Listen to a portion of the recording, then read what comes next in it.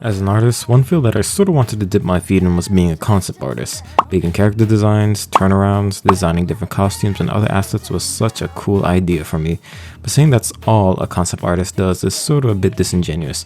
They are like jack of all trades. They have to learn how to do backgrounds and paint all sorts of landscapes, making all sorts of fictional worlds. Weapon vehicle design is something they may have to be well versed in, and then they sometimes have to straight up draw monsters. And that's the thing. In my younger years of being an artist, I sort of ignorantly thought that being a concept artist was just the character design aspect. We all had that phase where we only drew our OCs and our notebooks during class. Hell, I'm still in that phase right now. So I guess it was more accurate to say that I wanted to be a character designer. It's just that when it came to drawing unique characters, I just loved the idea of that. Playing games was also a huge aspect of my life too. I especially played JRPGs very frequently, so designing characters for a game seemed to tackle both of my interests. I've looked at artists like Shigenori Suwajima, Ruiko Motsuzaki, and Yasuo Suzuhito who have been involved in many games in which they've designed a large arrangement of characters. And don't worry, I'll tackle other character designers much later in the future. But for this video, I'll be looking at Hyung-Tae Kim. Hyung-Tae Kim is a South Korean concept artist that has initially started his career by doing the background music for video games, but soon after he dipped his foot in the comic book industry, or in his case the manhwa industry, by doing some cover art. He would then go further by doing the artwork for many video games such as the Magna Carta series, the War of Genesis series, and most recently Destiny Child. But without a doubt, he is mostly known for the work he has done for Blade and Soul, a Korean fantasy martial arts MMORPG developed by NCSoft. Hyung-Tae Kim has a style that you could see a mile away, so there's a lot to talk about. I'll be looking at his character designs, then his illustrative work while blabbering about the nuances of his style, so you guys already know how this goes. Again, you can notice his art style a mile away. It's just that distinct. He decks out his characters with a lot of intricate details. In these pieces, you can see little trinkets and small design choices to the character designs he makes. But on top of that, he also does well in keeping it very simple with the character's main color palette. You don't want to put every color on the color wheel in a character design. This character keeps a simple color palette with only a grayscale range, while the only saturated color is a bright orange. It keeps it concise and it's much easier on the eyes. Earlier in his career, right when he was doing the character designs for the War of Genesis series, you can really see how he limited his color palette with how he mainly used very desaturated colors. While I personally don't like using only desaturated colors, I mean, look at my art, it's crazy colors everywhere. However, I do think it's a safer option. You can almost never go wrong with limiting your color palette as opposed to going all out. Later in his career, you could see him adding a lot more vibrant colors like in Magna Carta, Blade and Soul, and Destiny Child. And even with a vibrant palette, he still keeps it very cohesive. This character in Blade and Soul mainly has a palette of warm earth tones, and a good chunk of this character design that is saturated is her skin. There are other saturated parts like this part of the gun or this piece of the cloth, but those are small negligible areas of the design. What I want to bring attention to is the color of these pants, which is a very desaturated blue. The reason you'd want to bring the saturation down for that blue is because it would be battling against the warm earth tones. And just to go a bit deeper, it's because they're on opposite sides of the color wheel. If warm oranges and browns are that dominant color, it would be wise to start limiting the colors you use as you go towards the other side of the wheel. Another example of good color coordination is this character design. Blue is the main color, therefore the skin is not nearly as saturated as the previous character design. But let's say, for example, you did want to add a saturated complementary color, or just a warmer hue in general. You would want to consolidate those saturated areas and little accents in the design. The flower piece, wristband, and this small piece of the umbrella can have that very desaturated red because it's about, say, 5% of the piece and not competing against the overwhelming amount of blues. I will say as a disclaimer that these aren't hard rules. What I'm saying isn't necessarily the law or fact, rather that these are just simple basics and general concepts on how to make colors work well with each other. Once this part is learned, you can go and expand and experiment with all sorts of color combinations. Another thing about Hyung-Tae Kim's character designs is that none of them are stiff and boring. The figures he draws all have a flow to them, and I will say that has something to do with the anatomy, but I'll get back to that in a second. A way you can see this flow is using S-curves and drawing them over the figure. An easy tip to avoid boring figures and poses in general is just to avoid symmetry. Symmetry is the quickest way to bore the viewer with whatever pose you are drawing. Using asymmetry to create more naturalistic and dynamic poses is called contrapposto. A simple example of this would be having most of your weight on one foot, which in turn creates a tilt in the hips and shoulders. And yes, while he can have a character that is just facing straight forward, what captivates the viewer is, again, all the details in the design itself. Actually, in this piece in particular, you can sort of make out an S-curve in the clothing, which does make it interesting. But without a doubt, Hyung-Tae Kim's defining thing is his anatomy. Now you've probably heard it a million times to learn anatomy, learn the basic proportions, how many heads is the figure, and all that jazz. And yeah, that is all correct, and I would definitely recommend learning all the generalities when it comes to anatomy, but pushing it to a logical extreme is what experts like Hyung-Tae Kim do best. The anatomy and proportions of his characters can come off as absolute bananas sometimes, but we can look past it due to the viewer sort of being able to sense that there is at least a basic foundation of general anatomy underneath. I feel that most people can tell when distortions in anatomy are made to either convey a feeling as opposed to a lack of understanding. For example, let's look at this piece. You can generally guess where the ribcage and pelvis are located on the figure. It's just everything in between seems to be massively exaggerated. And yeah, he may also contour bodies that could come off as anatomically impossible. I can't speak for anyone else, but I can let this slide because again, it looks like it's an intentional stylistic choice.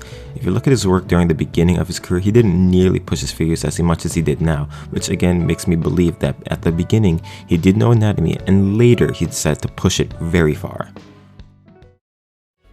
For a while, I think Hyung-Tae Kim has been using Corel Painter as his main program that he uses to make his illustrations, but currently I did find that he's been using Photoshop, the tried and true classic, but regardless of the program he uses, he always has a very distinct rendering style. After sleuthing around, it seems that he draws the initial sketch traditionally, then proceeds to scan his work to get ready to digitally render it. From closely looking at some of his pieces, he seems to keep, to a degree, his brushstrokes in his rendering.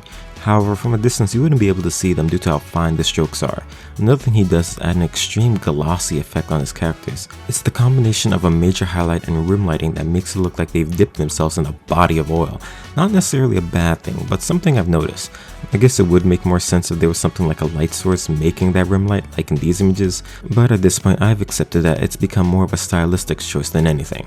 One thing that I really like doing with not just my own art, but an artist that I look up to is look at their past work and see how it compares to the quality of work that they do now. The piece on the left is one he did in 1999, while the one on the right is one he did in 2017. You can really see how desaturated the colors were, and I would even go as far to say is that the color usage is very dull. But by the time he redid it in 2017, you could see that he really got comfortable with using more saturation and color variation, especially for the skin tone. He also redid this piece. The hair he gave the updated version gives it so much more life and motion, and the added accents of red pop up much more than the gray accents than he did back in 1999. I've mentioned this before, but yes, a limited palette does work and it is the safer option, but learning how to manipulate a large range of colors can drastically increase the quality of a piece. Overall, Hyung-Tae Kim is a character designer that I've known for quite a while. I even remember when there would be people imitating his particular stylistic choices back in my DeviantArt days. His character designs all have very controlled color palettes that make his overall design very cohesive with lots of intricate details added on top. His anatomy, while it's very exaggerated and sort of impossible at times, it's evident that it's an intentional choice based on an underlying understanding of anatomy. And due to that pushed anatomy, it gives his characters a dynamic flow that's not boring to look at. He keeps the brushstrokes in for his rendering, and he gives his characters a very bright shine with a combination of highlight and rim lighting that makes the characters look very glossy. And compared to what he's done earlier in his career, his current level of skill blows his older work out of the water. If you do want to show your support, you could get the Destiny Child mobile game. I don't play mobile games, so whether or not it's good or not beats me. I did play Blade and Soul for a bit, and I'll admit it was entertaining. Just avoid the anime adaptation if you can. I don't really remember much about what it's about, but I do remember watching it and not liking it at all.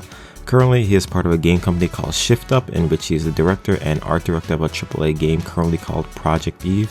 He has a Twitter if you want to see some behind the scenes actions such as sketches and progress shots.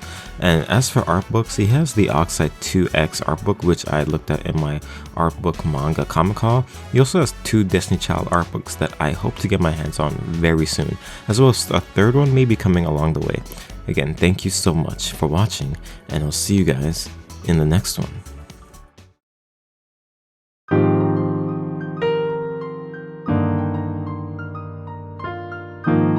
What is good, YouTube? I don't know why this took so long to edit this video. It took from the time between my last video and this video, it's been about 2 weeks. I said that July was a busy month, but August it's pretty packed. Like, things are happening in my real life, so having the time to like fit in space to edit this video, it it just wasn't happening. Yeah, finally the video is done. It's done. Thank you for any of you guys that make it this far to the video. I know the viewer attention sort of dies down towards this end part of the video, and understandably so. Like, this is the ending, so yeah, again, totally understand.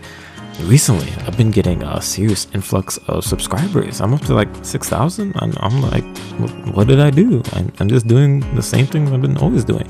I guess the algorithm finally decided to like tap me on my head and like, all right, you deserve this. But yeah, again, thank you for all the people that are commenting. I see I'm finally getting hate comments like, yo, I'm so excited.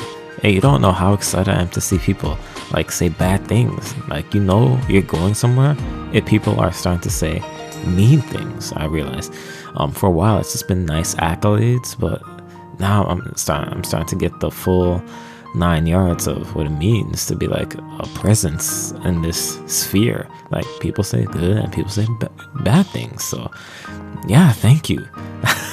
It's a weird thing to be thanking the bad mean comments, but yeah, people have been pointing out lots of mistakes I've done for my previous artist analysis, especially with Gege Akutami and other things, and I'm going to be doing a stream addressing all the mistakes I've done in my previous artist analysis. And yeah, I mean, I already know I'm going to make a lot of mistakes doing this. Like, I definitely wasn't going to do this perfectly right off the bat.